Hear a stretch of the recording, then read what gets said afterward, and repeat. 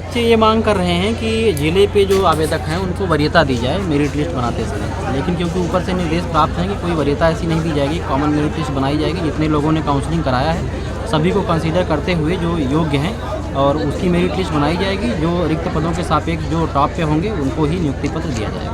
जो लिस्ट में सिलेक्टेड है सर उनका कर दीजिए, जो इस लिस्ट में है।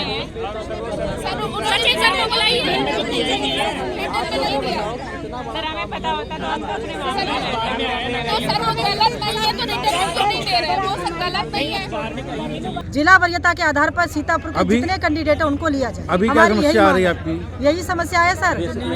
कोई अधिकारियों से बात हुई है? अधिकारियों से बात हुई है जी, क्या कह रहे हैं? मूल आवेदक जो है वो उनको लिया जाए, यही हमारी मांग है। सर उन्होंने कहा है कि हमें ऊपर से आदेश है, हमें सचिव साहब ने जो कहा है हम वही कर रहे हैं, जबकि लिखित में ऐसा कुछ नहीं है।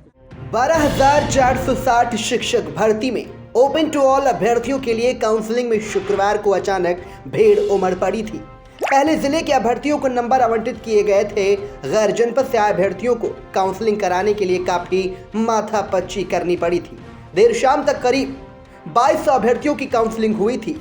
शनिवार को डाइट पर आए शिक्षकों ने प्रदर्शन करना शुरू कर दिया। उन्होंने इस मांग को लेकर प्रदर्शन शुरू कर दिया कि जो जनपद के हैं उनकी वरीयता दी जाए, अन्य बाहर के आवेदन पर ध्यान न दिया जाए, जिसको लेकर शिक्षक प्रदर्शन करने लगे। सबसे बड़ी बात यह है सर, जब पहले काउंसलिंग हुई 29 तारीख को तो वो नियम के तहत हुई, वो चयन सूची बहाल हुई थी, चयन सूची बहाल हुई, मूल आवेदक दिए गए सर। वही नियम इस भर्ती में लगाइए। भर्ती अलग नहीं है, भर्ती है कैसे लगाऊंगा यार जब ऊपर से सर मैं और फिर दूसरी चीज आप बताइए ना उन्हें। जो रिटर्न में आदेश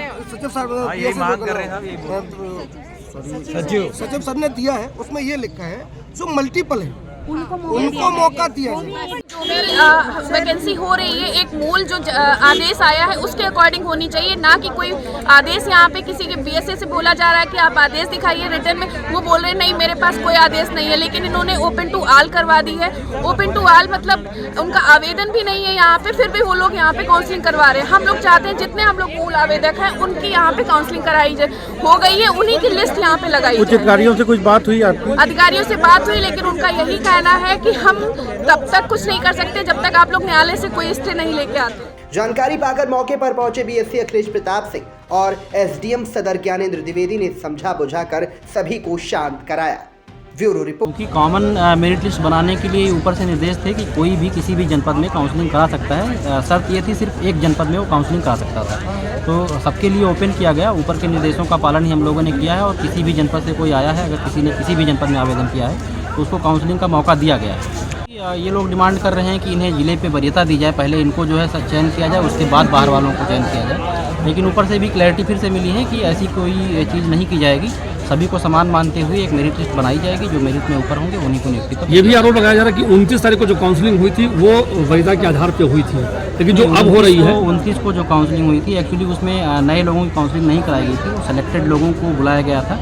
जो उस टाइम सेलेक्ट लिस्ट बनी थी उन्हीं को बुलाया गया था ये देखने के लिए कितने लोग उसमें नियुक्ति पत्र लेते हैं और कितनी सीटें हमारी वैकेंट रह जाती हैं। जो वैकेंट सीटें रह गई उस पर काउंसलिंग कराएगी, तो एक तरह से वो काउंसलिंग नहीं थी बल्कि सेलेक्ट लिस्ट को देखने के लिए था कि कितने लोग आ रहे हैं कितने लोग नहीं आ रहे हैं।